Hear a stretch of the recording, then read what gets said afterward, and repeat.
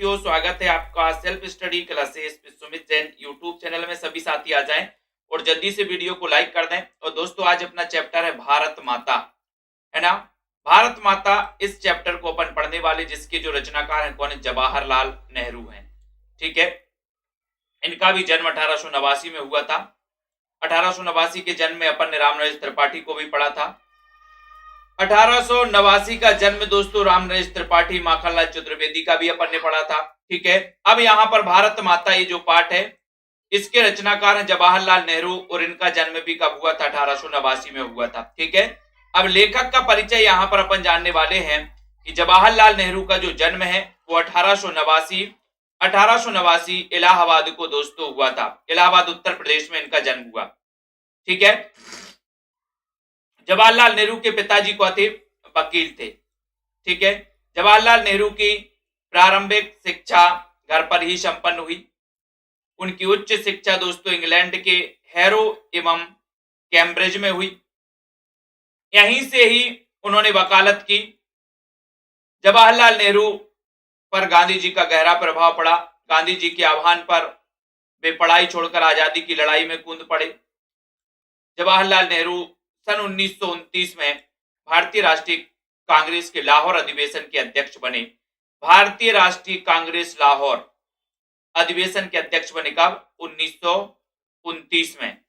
ठीक है, तथा पूर्ण स्वराज्य की दोस्तों इन्होंने क्या की? मांग की, है ना। जब 1947 में देश आजाद हुआ तो वे भारत के प्रथम प्रधानमंत्री भी चुने गए। कौन? जवाहरलाल नेहरू। इन्होंने पाठ लिखा है भारत माता। ठीक है, जवाहरलाल नेहरू बच्चों के बीच चाचा नेहरू के नाम से प्रसिद्ध थे।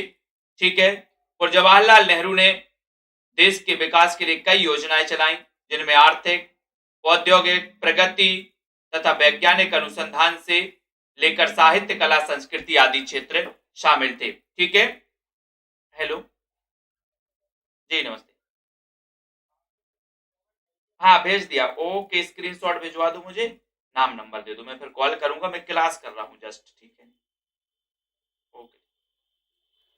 तो यहां पर अपन को जवाहरलाल नेहरू के बारे में पढ़ना है। जवाहरलाल नेहरू जो थे दोस्तों प्रथम प्रधानमंत्री बने देश के। ठीक है, और जवाहरलाल नेहरू ने शांति, अहिंसा एवं मानवता के लिए अंतरराष्ट्रीय स्तर पर विश्व शांति व पंचशील के सिद्धांतों का प्रचार किया।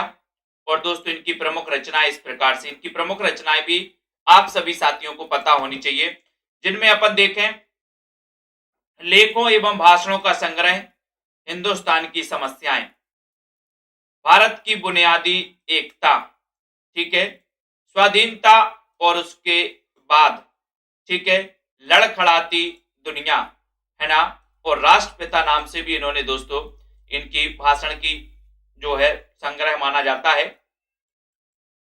हिंदी अनुवाद, विश्व इतिहास की झलक, इन्होंने हिंदी अनुवाद किया विश्व इतिहास की झलक। ठीक है, हिंदुस्तान की कहानी और पिता के पत्र पुत्री के नाम, पिता के पत्र पुत्री के नाम। ठीक है, ये भी लिखा। और दोस्तों मेरी कहानी, इनकी आत्मकथा का नाम क्या है? मेरी कहानी, मेरी कहानी। ठीक है, तो इनकी दोस्तों अपन ने हिंदुस्तान की समस्याएं देखी, भारत की बुनियादी एकता, स्वाधीनता और उसके बाद, ठीक है, लड़खड़ाती दुनिया, ये इनकी दोस्तों लेखों एवं भाषणों का संग्रह है। हिंदी अनुवाद किया विश्व इतिहास की झलक, हिंदुस्तान की कहानी, है ना, और इनकी आत्मकथा का नाम था मेरी कहानी। ठीक है, मेरी कहानी। अब आपसे पूछा जाएगा कि जवाहरलाल नेहरू की आत्मकथा कौन सी है, क्या नाम से इन्होंने लिखी? तो इन्होंने लिखी थी मेरी कहानी नाम से। ठीक है, पाठ का परिचय अगर देखें तो भारत माता ये गद्य पाठ जवाहरलाल नेहरू की पुस्तक हिंदुस्तान की कहानी, हिंदुस्तान की कहानी की 5वां अध्याय है दोस्तों।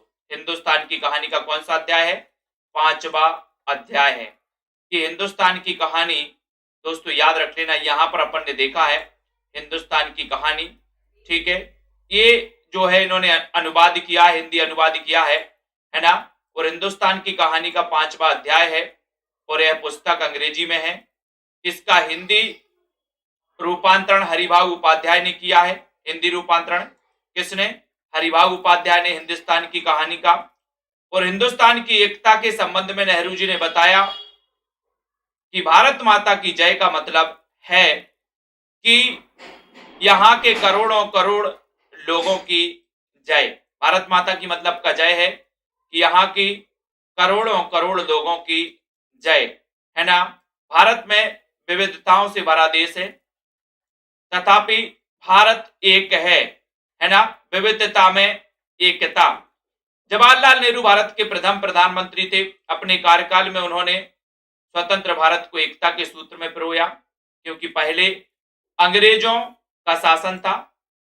जाहिर है कि भारत की सांस्कृतिक, सामाजिक, शैक्षिक व आर्थिक उन्नति के सभी द्वार बंद हो गए थे। स्वतंत्र भारत ने दोस्तों आजादी के दिन से लेकर आज तक अभूतपूर्व विकास किया। भारत में इतनी विविधता है फिर भी एकता है, यह मूल मंत्र है।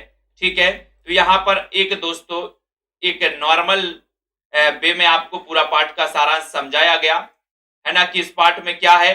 भारत माता पाठ के रचनाकार है जवाहरलाल नेहरू, जो कि देश के प्रथम प्रधानमंत्री थे। 1889 में इनका जन्म हुआ है। कुछ शब्दार्थ हैं यहाँ पर जिनको अपन को पढ़ना है, जैसे सयाने मतलब समझदार, अपन बोलते ना तुम बड़े सयाने हो गए, समझदार हो गए। नजरिया मतलब दृष्टिकोण।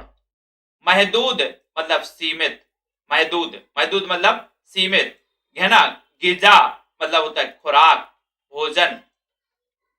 मसला मतलब मुद्दा। तब्दीलियों मतलब परिवर्तनों। कुतूहल मतलब उत्सुकता, है ना। यकसा मतलब एक समान। दरअसल मतलब वास्तव में, दरअसल मतलब क्या होता है, वास्तव में। ठीक है, और हट्टे कट्टे मतलब हष्ट पुष्ट, हट्टे कट्टे मतलब हष्ट पुष्ट। धावा मतलब होता है दोस्तों आक्रमण, है ना। उसके बाद आता है जलसा, जलसा मतलब समारोह, जलसा मतलब समारोह, है ना। अजीज, अजीज मित्रपन बोलते ना, प्रिय, है ना। ताज्जुब आश्चर्य। जुज मतलब भाग या फिर खंड, जुज, है ना। और कसम, कस मतलब होता है ऊहा, ऊह। ठीक है, तो ये कुछ शब्दार्थ थे जिनके बारे में अपन ने देखा। अब अपन पाठ को पढ़ने वाले हैं दोस्तों। इस पाठ को पढ़ेंगे, इसके प्रश्नोत्तर भी करेंगे। ठीक है, सभी लोग अच्छे से पढ़ना। अक्सर जब मैं एक जलसे से दूसरे जलसे में जाता होता और इस तरह चक्कर काटता रहता होता था, तो इन जलसों में मैं अपने सुनने वालों से अपने इस हिंदुस्तान या भारत की चर्चा करता। भारत एक संस्कृत शब्द है। भारत कैसा शब्द है? भारत एक संस्कृत शब्द है, इसको याद रख लेना। आपसे पूछा जाएगा कि भारत कैसा शब्द है, ये संस्कृत शब्द है दोस्तों, तत्सम शब्द है और इस जाति के परंपरागत संस्थापक के नाम से निकला हुआ है। मैं शहरों में ऐसा बहुत कम करता क्योंकि वहां के सुनने वाले कुछ ज्यादा सयाने थे। सयाने थे मतलब समझदार थे और उन्हें दूसरे ही किस्म की गिजा की जरूरत थी। ठीक है, लेकिन किसानों से जिनका नजरिया महदूद था, मैं इस बड़े देश की चर्चा करता जिसकी आजादी के लिए हम लोग कोशिश कर रहे थे और बताता कि किस तरह देश का एक हिस्सा दूसरे से जुदा होते हुए भी हिंदुस्तान एक था। मैं उन मसलों का जिक्र करता जो उत्तर से लेकर दक्षिण तक और पूरब से लेकर पश्चिम तक किसानों के लिए यकसां थे और स्वराज्य का भी जिक्र करता जो थोड़े लोगों के लिए नहीं बल्कि सभी के फायदे के लिए हो सकता था।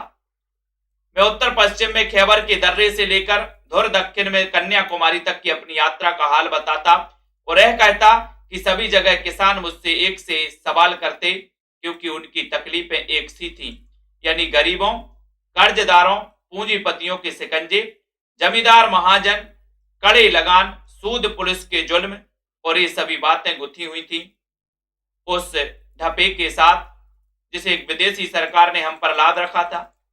उनसे छुटकारा भी सभी को हासिल करना था।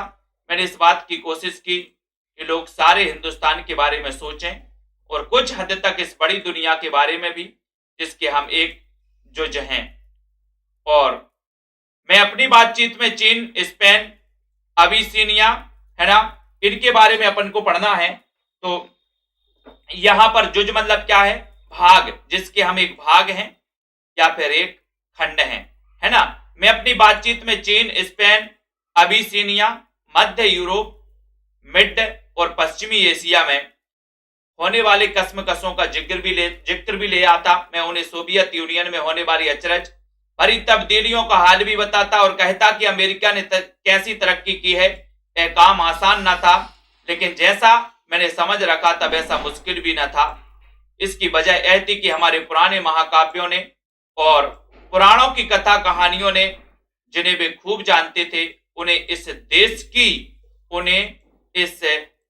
की दोस्तों, इसके बारे में अपन देखें कि इस देश की कल्पना करा दी थी।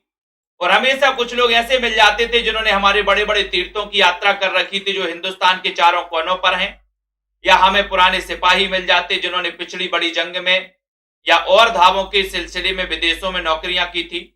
सन 30 के बाद जो आर्थिक मंदी पैदा हुई थी उसकी वजह से दूसरे मुल्कों के बारे में मेरे हवाले उनकी समझ में आ जाते थे। कभी ऐसा भी होता कि जब मैं किसी जलसे में पहुंचता, है ना, जलसे मतलब आप समझ रहे हो, है ना, बताइए जलसे मतलब क्या पढ़ा था अपन ने, ठीक है। किसी जलसे मतलब किसी दोस्तों क्षेत्र में ऐसे में पहुंचता तो मेरा स्वागत, अपन बोलते किसी जलसे में पहुंचता तो क्या होता दोस्तों, स्वागत होता, ठीक है।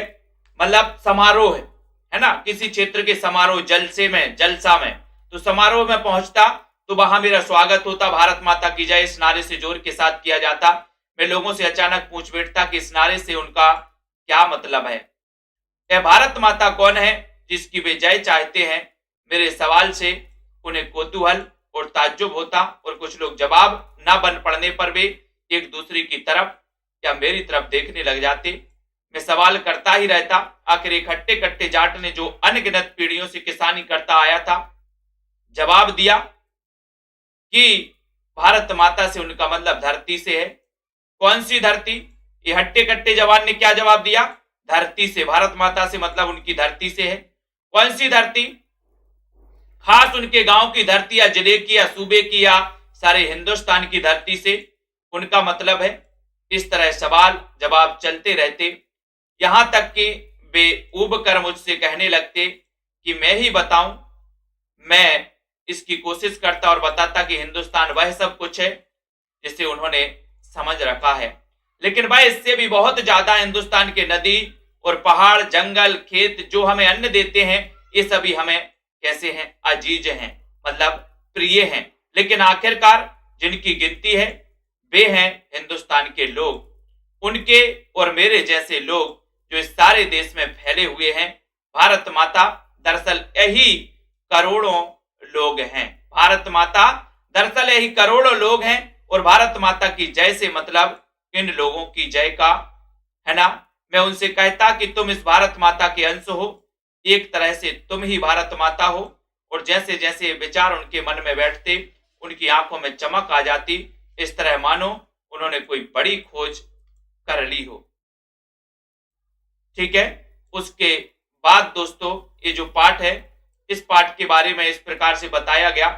जवाहरलाल नेहरू जी का पाठ है ना, भारत माता। अब भारत माता पाठ के बारे में आपको बताना है कि भारत माता पाठ जवाहरलाल नेहरू की किस पुस्तक से लिया गया है। 1 नंबर का क्वेश्चन है, फटाक से बताओ, जल्दी से आपको बताना है। आज हम एक और पाठ पढ़ेंगे दोस्तों, क्योंकि आपकी 2-3 दिन की मैं छुट्टी करने वाला हूं, क्योंकि मुझे एक जरूरी काम से, है ना, मेरे पिताजी का आंख का ऑपरेशन करवाने जाना है। तो आज अपन एक पाठ और पढ़ेंगे। भारत माता पाठ जवाहरलाल नेहरू की किस पुस्तक से लिया गया है? 1 नंबर का क्वेश्चन है। सभी लोग बताइए किस पुस्तक से लिया गया है। तो यहां पर आपका उत्तर हो जाएगा कि सर हिंदुस्तान की कहानी, इस पुस्तक से ये पाठ लिया गया। आपका उत्तर बी नंबर बिल्कुल सही हो जाएगा। ठीक है।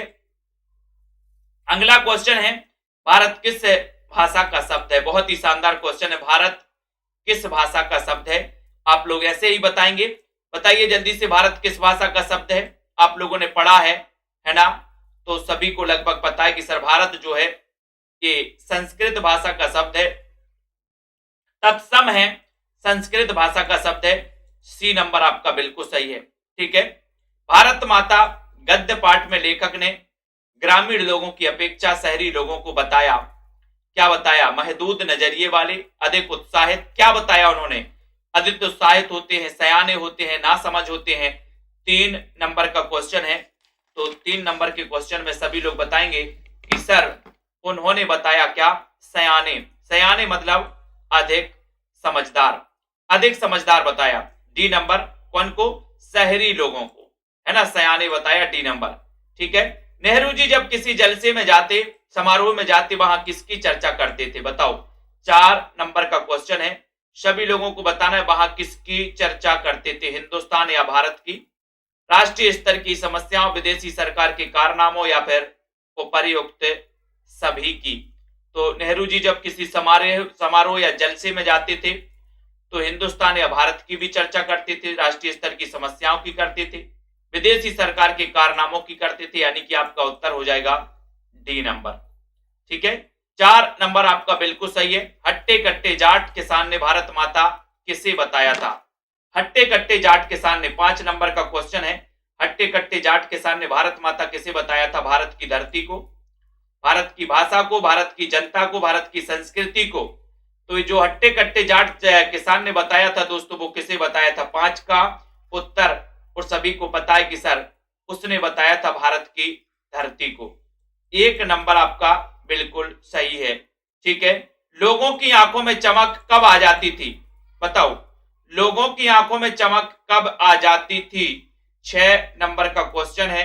6 नंबर के क्वेश्चन में 4 विकल्प हैं। तो लोगों की आंखों में चमक आ जाती थी दोस्तों जब नेहरू जी बताते कि तुम भारत माता के अंश हो, एक तरह है तुमसे ही, है ना, एक तरह से तुम ही भारत माता हो, ये बताते तो लोगों की आंखों में चमक आ जाती। सी नंबर आपका बिल्कुल सही आंसर है ना। पठित पाठ के आधार पर बताइए कि वैश्विक मंदी कब आई थी? वैश्विक मंदी कब आई थी? 1940 के बाद, 1930 के बाद, 20 के बाद, या फिर 1910 के बाद? 7 नंबर का क्वेश्चन है। और आपको पता ही है कि सर जो वैश्विक मंदी आई थी, वैश्विक मंदी वो आई थी 1930 के बाद, 1930 के बाद। बी नंबर आपका बिल्कुल सही आंसर हो जाएगा, 1930 के बाद। ठीक है। उसके बाद 8वां प्रश्न है, लोग सारे हिंदुस्तान के बारे में भी सोचें और कुछ हद तक इस बड़ी दुनिया के बारे में भी जिसके हम जुज हैं। नेहरू जी ने देश की जनता को पूरी दुनिया के बारे में जानने के लिए क्यों कहा? जुज मतलब भाग हैं, है ना। तो पूरी दुनिया के बारे में जानने के लिए क्यों कहा नेहरू जी ने? ये क्वेश्चन है आपका। इसलिए कि जनता अंग्रेजों के व्यापार के विस्तार को देख सके, है ना। इसलिए कि दोस्तों जनता वैश्विक मंदी के बारे में जनता जान सके, है ना। या फिर उसके बाद यहां पर आते हैं, अगले क्वेश्चन की ओर आते हैं। अगला क्वेश्चन है, या फिर इसलिए कि जनता दुनिया में हो रहे आजादी के आंदोलनों से प्रेरणा ले सके। तो यहां पर इन्होंने इसलिए कहा था कि जनता दुनिया में हो रहे आजादी के आंदोलनों से प्रेरणा ले सके। ठीक है। उसके बाद जवाहरलाल नेहरू की आत्मकथा इसके किस नाम से है, ये आपको बताना है ना। अभी ब्रजेश तोमर जी, अभी सिलेबस वाला पढ़ना है, अभी सिलेबस वाला पढ़ना है, गद्य पद्य साहित्य नहीं पढ़ना। अभी सिलेबस वाला पढ़ना, सिलेबस कवर करिए, जितना सिलेबस में दिया है उसको पढ़िए। जवाहरलाल नेहरू की आत्मकथा है, तो बताइए किस नाम से है? जवाहरलाल नेहरू की आत्मकथा आपको बताना है किस नाम से इनकी आत्मकथा है। तो इनकी आत्मकथा क्या नाम से? मेरी कहानी, यानी सी नंबर मेरी कहानी आपकी, ये इनकी आत्मकथा है, मेरी कहानी। ठीक है। जवाहरलाल नेहरू की इनमें से कौन सी रचना जवाहरलाल नेहरू की हिंदी अनुवाद है? बहुत अच्छा क्वेश्चन है। हिंदी अनुवाद कौन सी रचना है बताइए। 10 नंबर का क्वेश्चन है, कौन सी रचना हिंदी अनुवाद है? तो आपका उत्तर होगा कि सर इनकी रचना हिंदुस्तान की कहानी। हिंदुस्तान की जो कहानी है ये हिंदी अनुवाद मानी जाती है। बी नंबर आपका बिल्कुल सही है यहां पर। ठीक है। अगला क्वेश्चन है, भारत माता पाठ जवाहरलाल नेहरू की किस पुस्तक से लिया गया है? बताओ, भारत माता पाठ जवाहरलाल नेहरू की किस पुस्तक से लिया गया? 11 नंबर का क्वेश्चन है और आपका उत्तर है कि सर ये भारत माता पाठ, इसके रचनाकार जवाहरलाल नेहरू हैं और जवाहरलाल नेहरू की इस पुस्तक यानी कि हिंदुस्तान की कहानी, हिंदुस्तान की कहानी से लिया गया, हिंदुस्तान की कहानी। ठीक है, भारत माता पाठ, भारत माता पाठ दोस्तों जवाहरलाल नेहरू की कौन पुस्तक का कौन सा अध्याय है? बहुत अच्छा क्वेश्चन है, कौन सा अध्याय है? दूसरा अध्याय है, तीसरा है, चौथा है या फिर पांचवा अध्याय है? भारत माता पाठ जवाहरलाल नेहरू की पुस्तक का कौन सा अध्याय है? 12 नंबर का क्वेश्चन है, सभी लोग बताएंगे 12 का उत्तर। 12 नंबर में सभी का उत्तर है कि सर भारत माता जो पाठ है जवाहरलाल नेहरू की पुस्तक का कौन सा अध्याय है? पांचवा अध्याय है। पांचवा अध्याय, डी नंबर आपका बिल्कुल सही है। ठीक है, जवाहरलाल नेहरू का जन्म कहां हुआ था? कहां हुआ था बताओ, कहां पर हुआ था? 13 नंबर का क्वेश्चन है और 13 में सभी लोगों को पता है कि सर जवाहरलाल नेहरू का जन्म हुआ था कहां पर? इलाहाबाद में, इलाहाबाद में हुआ था। Very good. सच्ची संस्कृति को दुनिया के हर कोने से प्रेरणा मिलती है, लेकिन भाई अपनी ही धरती पर पैदा होती है और उसकी जड़ें जन मन में समाई रहती हैं। प्रसिद्ध पंक्तियां जवाहरलाल नेहरू की किस पुस्तक से है? सच्ची संस्कृति को दुनिया के हर कोने से प्रेरणा मिलती है। ये कथन, ये पंक्ति बताना है 14 नंबर की। ये पंक्ति कि सच्ची संस्कृति को दुनिया के हर कोने से प्रेरणा मिलती है, लेकिन भाई अपनी ही धरती पर पैदा होती है और उसकी जड़ें जन मन में समाई रहती है। प्रसिद्ध पंक्तियां, ये किस पुस्तक से? भारत की खोज, भारत की खोज पुस्तक से है। 1 नंबर आपका बिल्कुल सही आंसर है। जवाहरलाल नेहरू का जन्म बताइए कब हुआ था? जवाहरलाल नेहरू का जन्म कब हुआ था? चयन करो जल्दी से, जवाहरलाल नेहरू का जन्म कब हुआ था? 15 का उत्तर है कि सर 1889 में हुआ था। 1889, सी नंबर आपका बिल्कुल सही है। जवाहरलाल नेहरू का जन्म हुआ था 1889 में। ठीक है, इसके बाद 3:30 पर एक लिंक और आ रही है जिसमें हम पढ़ेंगे दोस्तों कबीर जी को पढ़ेंगे, है ना? तो आप लोग तैयार रहें फटाक से। कबीर की हम तो एक एक करी जाना और संतों देखत जग बोराना, यानी कि पद्य खंड को अपन चालू करेंगे। यहाँ पर अपना जो आरोह का है वो गद्य खंड खत्म हो गया भारत माता तक, अब अपन पद्य खंड को स्टार्ट कर रहे हैं। 3:30 पर लिंक आ रही है, ठीक है, सभी के लिए। तो सभी को धन्यवाद, ये पाठ अपना समाप्त हो गया है। जय हिंद।